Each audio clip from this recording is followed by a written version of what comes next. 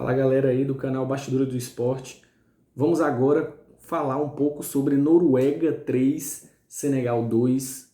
Que grande jogo de Copa do Mundo. Mais um grande jogo, na verdade. Esse jogo tinha caráter eliminatório total, porque Senegal perdendo, o Senegal ia se complicar demais o que aconteceu, se complicou demais. Noruega não poderia perder, para justamente não perder de vista a seleção francesa que já havia vencido mais cedo. Então foi um jogo de caráter eliminatório, parecendo já semifinal de Copa, quartas de finais de Copa. Um jogo onde ninguém queria entregar os pontos de graça. Um jogo bem disputado, um jogo de ataques muito fortes, de seleção que são muitas aguerridas, seleção de nível físico altíssimo. Tanto a zaga noruega, que tem uma média altíssima de tamanho e de porte físico, como também a equipe senegalesa, que tem um nível físico altíssimo, um nível de velocidade também, um nível técnico muito alto. É uma das seleções de nível técnico mais alto da, da África.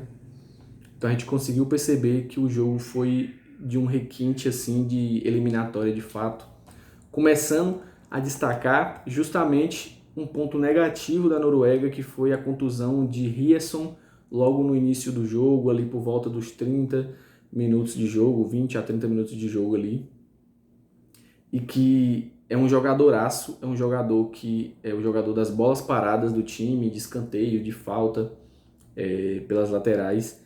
É um jogador que vem de muitas assistências, de quase 20 assistências na Bundesliga ano passado, na temporada passada, pelo Borussia Dortmund.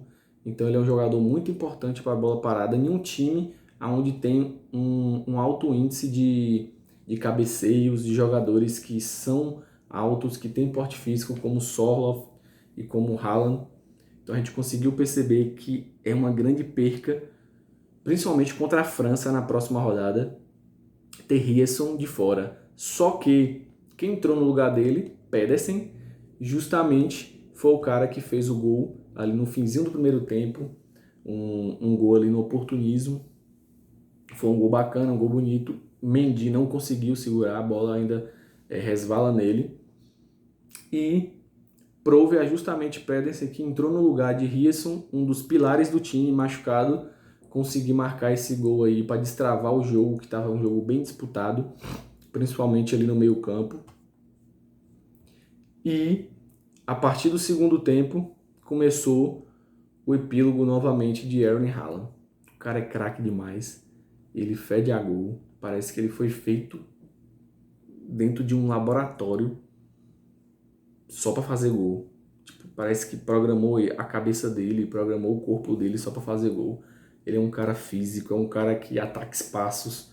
Ele é um cara que, para a seleção norueguesa, que tem Odegaard como o cara do passe, o refino, ali no meio campo, o 10, aquele cara que distribui. Ele é o encaixe perfeito para Haaland.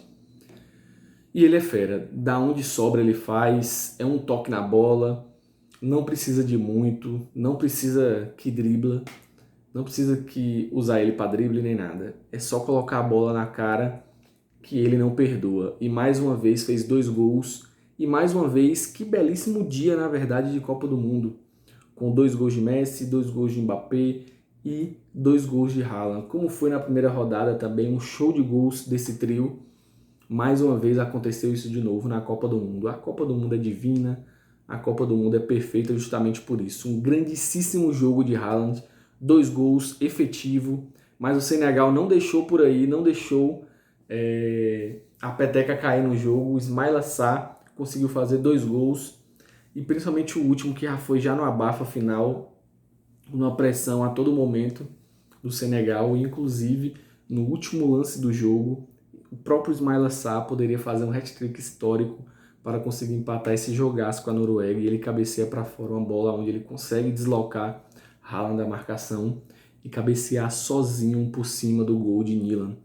Então, e foi um jogaço, um dos top 3 fácil jogos da Copa. Por quê?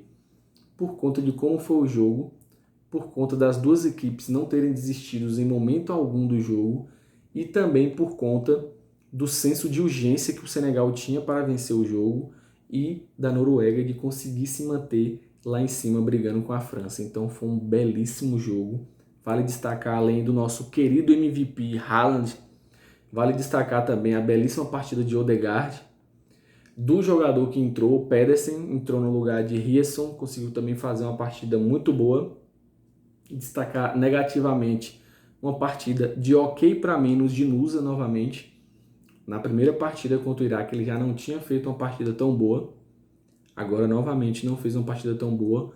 A Noruega vai precisar muito dele, principalmente contra a França, porque ele é o cara da Noruega que mais dribla, que consegue mais fazer o X1, que consegue mais fazer esse 1 contra 1 de fato na defesa francesa. E vai ser muito importante que ele finalmente se desperte para a Copa. É um jogador jovem, talvez está sentindo ainda a adaptação da Copa, mas vai ser de grande valia se ele realmente se despertar e conseguir performar bem contra a França, porque ele é o único ponta de fato da Noruega que consegue driblar. Sorloth, ele é um centroavante que é um pouco deslocado para a beirada direita, mas ele não é esse ponto, ele não é correria, ele é mais um 9 igual o Haaland. Então, Nusa é o único cara de inventividade e de velocidade e do drible. Então, é muito importante que ele jogue bem contra a França, que ele se desperte nessa Copa desses dois jogos, bem ok para menos dele. E de destaque positivo do Senegal. Senegal, uma belíssima partida de Sá. Ismaila Sá, é tudo que eu falei de Nusa, é Ismaila Sá. Ismaila Sá é aquele cara do refino técnico da equipe do Senegal, do arranque, do drible. Ele é um cara alto e mesmo assim ele consegue ter esse drible, ele consegue ter esse arranque, mesmo sendo alto e às vezes até parece que é meio que desengonçado. Mas ele é o cara que tem mais destaque, até porque Mané, que é o 10 do time, é o craque, é a referência geracional do Senegal, já não tem mais esse vigor físico como tinha antes, de arrasto, de drible. Ele é aquele cara que não consegue dar vários sprints durante o jogo. Ao contrário de Ismaila Sarr, que fez uma temporada de altíssimo nível lá no Crystal Palace, na Premier League, foi campeão da Conference League, jogou muito a temporada inteira e continua jogando muito nessa Copa do Mundo. Ele é a válvula de escape do time, ele consegue rabiscar ali e vai ser de muita importância que ele continue bem, principalmente contra o Iraque, para fazer saldo de gols. Porque ele está com 0 pontos Senegal, e Senegal, para conseguir uma vaga entre os melhores terceiros, precisa fazer saldo. Precisa fazer muito saldo para conseguir uma vaga entre os 8 melhores terceiros colocados. Então, Ismaila Sarr, ponto positivo para ele. Nicolas Jackson fez uma partida ok, conseguiu uma assistência para Ismaila Sarr, mas mais uma partida ok, de muita briga, de muita entrega, mas que ainda falta o refino da finalização. É zero confiança a finalização dele. Eu não sou muito fã do futebol dele. Eu acompanhei ele sendo reserva de Kane no Bayern de Munique. Ele não me agradou durante a temporada. Uma partida muito boa de Mané, conseguiu dar assistência, conseguiu, na medida do possível, dosar justamente a sua técnica ali. Ele não consegue correr o jogo todo, não consegue se perde pressão no jogo todo, pela certa idade que já tem, o nível físico. Uma partida muito boa de Idrissa Gueye, consegue também fazer uma partida muito boa na marcação. Ele e Pape Gueye e Gana Gueye ali, eles conseguem fazer uma dupla de Gueyes muito boa, muito boa na marcação, de grande entrega, de interceptação. Eles têm muita interceptação durante o jogo, foi muito importante justamente para conter o meio campo da Noruega. Foram muito importantes de fato. Também um destaque para a dupla de zaga. Koulibaly, que foi um pouco mal, mas Niakate conseguiu performar bem, conseguiu interceptar muitas bolas durante o jogo. É um jogador muito interessante. Foi da dupla de zaga o melhor hoje. Koulibaly não foi tão bom igual ele. Ele fez uma partidaça, um destaque positivo aí para ele, com 11 contribuições defensivas aí de Niakate. No mais, as estatísticas foram muito parecidas. 12 finalizações para a Noruega, 17 finalizações para o Senegal. Os dois chutaram 6 bolas na direção dos seus goleiros. Então foi um índice muito bom de assertividade. A posse de bola mais para o Senegal, justamente porque o segundo tempo virou uma abafa de fato. O Senegal trocou mais passes e teve mais precisão no passe, 90% de precisão, uma precisão altíssima. E cometeu apenas 4 faltas. Então a Noruega bateu mais 13 vezes e o Senegal cometeu apenas 4 faltas. E o Senegal agora vai buscar o seu lugar ao sol contra o Iraque. E França e Noruega decidem a primeira vaga e quem vai ficar com a segunda vaga do grupo I.